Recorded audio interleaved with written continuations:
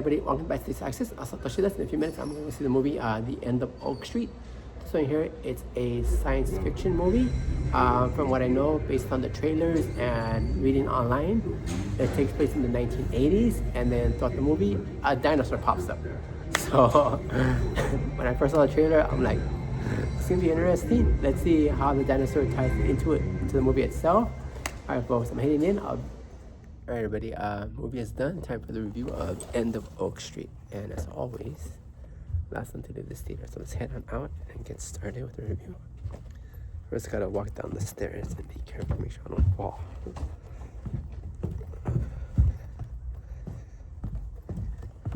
All right, all yours, thanks.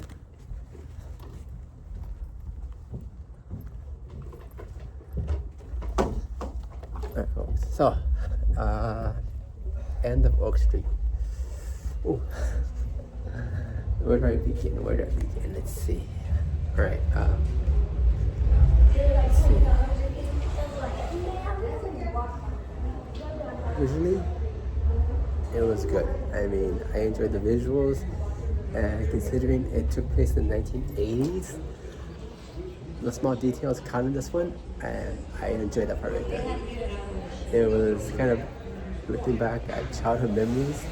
Some of the items that are in there, I could tell what year they were on the timeline, so that was nice right there. And of course, the fashion, same thing. They pretty much kept it from like the late 70s to the early 80s, which is nice right there. So plus, bonus points on that alone right there, so that's cool. All right, story-wise, good all the way through. I was hooked on from the minute it started up until the very end. The best way to describe this movie would be Time Machine and Jurassic Park and Stranger Things all mixed into one world right there, so that's cool. Also, they actually kept the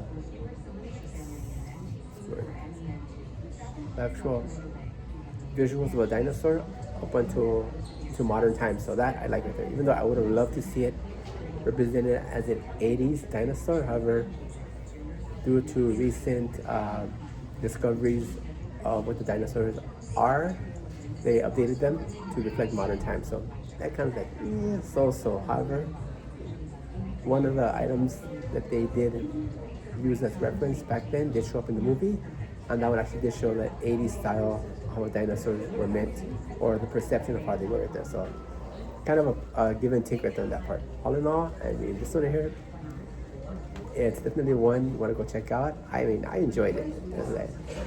There's so much action, laughter in there, and a lot of moments like, what am I watching? This is just beyond like craziness right here, but it's the kind of craziness that keeps you hooked. You just want like, okay, what's gonna happen next?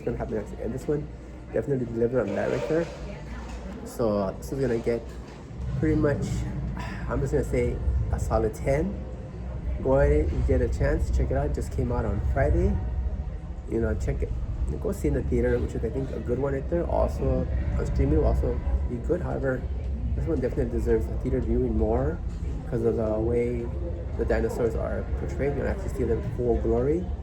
And as for streaming, you have to go back and rewatch some of the small stuff you missed when you see in the theater. So all in all, folks, check it out. From Backstage Active, this is Satoshi.